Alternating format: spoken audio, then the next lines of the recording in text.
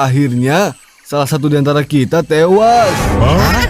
Tuh kan, udah jelas. Pokoknya kita harus pulang nih. Tunggu dulu, Tit.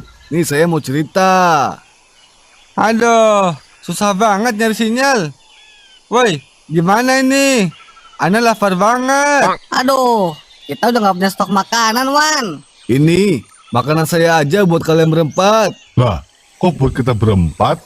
Pak No gimana? Tadi saya udah makan kok. Hehehe. Udah makan aja. Sambil saya mau cerita nih tentang perjalanan saya dulu.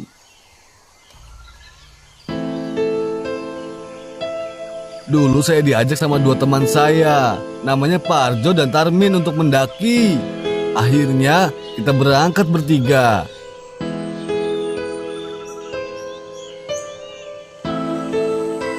Di tengah perjalanan, salah satu teman saya yang bernama Parjo menghilang.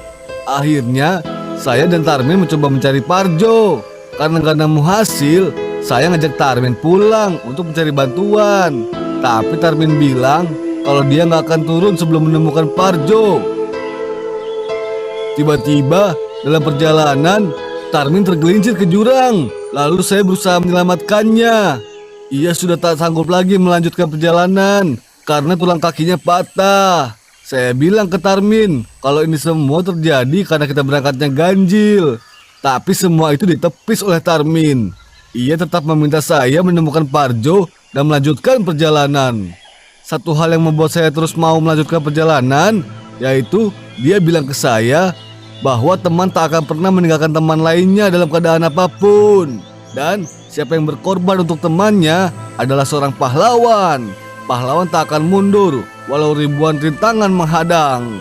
Jangankan sebuah mitos, penjajah pun dilibas walau harus mati. Kalau kita mundur sama saja dengan mencoret nama besar seorang pahlawan. Semua kata-katanya membuat hati saya terenyuh. Dan dengan berat hati, saya harus meninggalkan Tarmin untuk mencari Parjo. Sebelum saya pergi, Tarmin berkata ke saya, kalau nanti saya nggak selamat, tolong bawa tas ini dengan isinya ke puncak. Teruslah mendaki sampai misi ini selesai. Saya pun pergi mencari Parjo. Akhirnya, saya melihat Parjo yang sedang seorang diri. Ternyata, ia sedang melakukan ritual untuk mencari ilmu hitam. Saya segera menghentikan ritual itu dan berhasil menggagalkan Parjo sebelum ritualnya selesai. Namun, hal itu membuat Parjo menjadi gila. Tingkahnya jadi aneh. Dengan sangat sulit saya menuntun Parjo yang bertingkah sangat arogan, seolah seperti seorang dukun. Terus saya tuntun untuk sampai ke tempat saya meninggalkan